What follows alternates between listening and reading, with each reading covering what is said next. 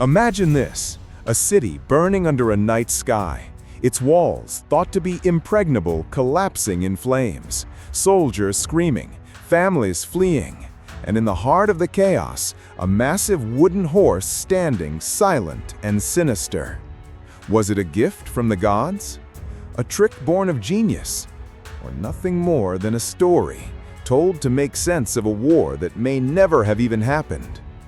Tonight, we step into one of history's greatest mysteries, a tale of deception, betrayal, and legend. The question is simple: was the Trojan horse real or just a myth? Stay with me, because by the end of this journey, you might see this ancient story in a way you've never imagined before. The Trojan horse. Even today, thousands of years later, the phrase still carries weight. In our modern world, it means infiltration, trickery, a hidden danger. From computer viruses to political betrayals, we call them Trojan horses. But the origin of this phrase lies deep in the heart of the ancient world, in a war between Greeks and Trojans that has captured imaginations for over 3,000 years. According to the ancient poets, the Greeks had been besieging the great city of Troy for a decade. 10 long years of blood, of battles, of gods and men locked in struggle. And yet Troy held strong. Its walls, said to be built by divine hands, seemed impossible to breach. But then came an idea, a desperate gamble, a trick that would forever define cunning warfare. The Greeks built a giant horse, not just any horse, but one made of wood, hollow inside, large enough to hide an elite strike force of warriors. The horse was presented as a gift, an offering to the goddess Athena, a symbol of surrender. The Greeks pretended to sail away, leaving the horse behind. The Trojans, thinking the war finally over, brought the horse into their city. They celebrated, they feasted, they drank themselves into oblivion. And then, in the dead of night, the hidden soldiers crept out from the belly of the beast, opened the gates, and let the Greek army, which had secretly returned, pour into Troy. By sunrise, the city was in flames. The war was over, and the legend of the Trojan horse was born. But here's the question: did it really happen? Curiously, one of the greatest mysteries of the Trojan horse is this: it isn't even mentioned in Homer's Iliad. Yes, the epic poem that gives us most of our image of the Trojan War never describes the horse at all. The Iliad ends before the war does, focusing on the wrath of Achilles. So where does the horse come from? We first hear detailed versions of the story in later works: Virgil's Aeneid, written by a Roman poet centuries after the supposed events. Other fragments from Greek epics, like the Little Iliad and Sack of Ilium, also mention the horse. In these tales, the horse is the masterstroke. Odysseus, known to the Romans as Ulysses, is often credited with the idea. The man of many tricks, the king of deception. But the fact that our earliest source, Homer, never tells the story in full, leaves a shadow of doubt. Was it a later addition? A poetic invention? Or was Homer simply leaving it for other storytellers to complete? This uncertainty opens the door to one of history's greatest debates.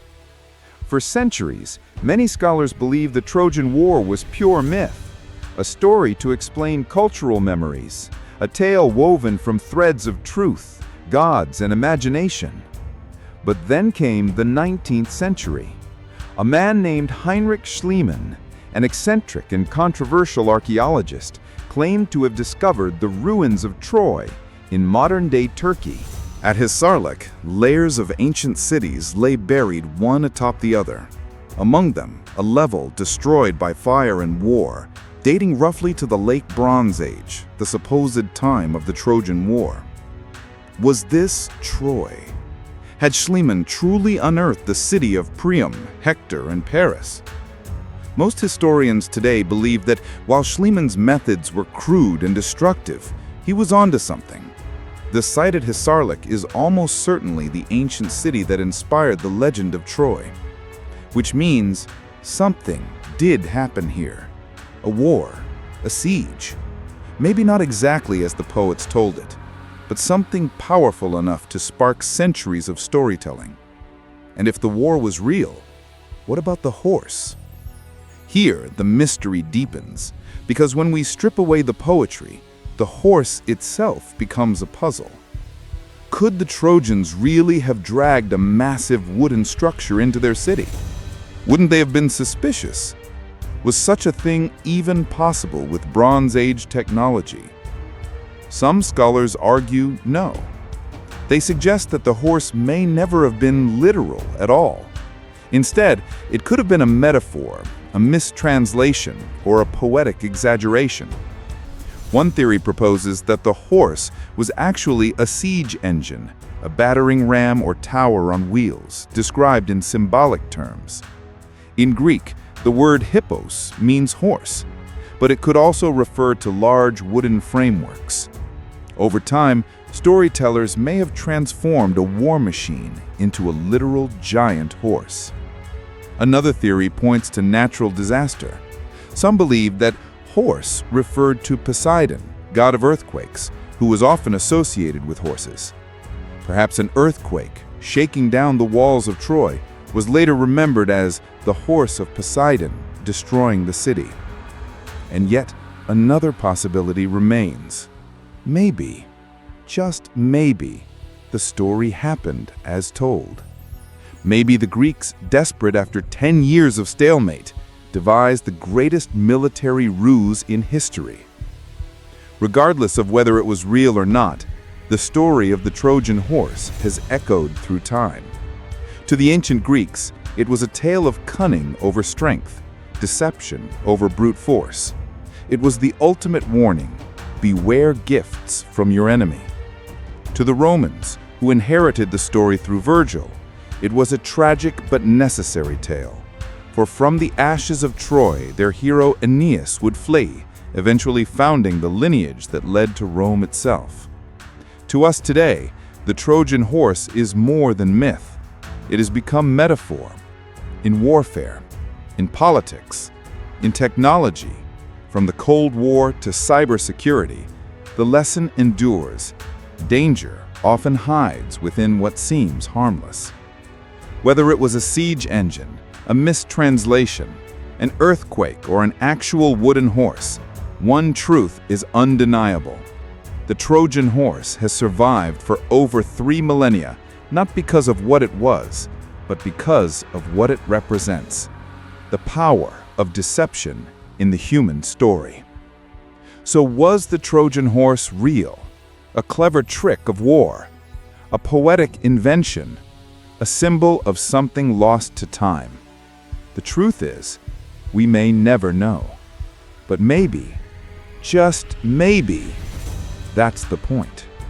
Some mysteries aren't meant to be solved completely. They're meant to remind us how fragile truth can be, and how powerful stories are in shaping our history. And this is just one secret of the past. If you enjoyed unraveling this ancient deception, wait until you hear how a single spark changed an entire city. Click now to watch my video on The Great Fire of London, 1666, how one spark changed a city. And don't forget, subscribe to Secrets of History for more stories that reveal how myth, memory, and reality collide in the shadows of our past. Because sometimes, history isn't just what happened. It's the story we choose to tell.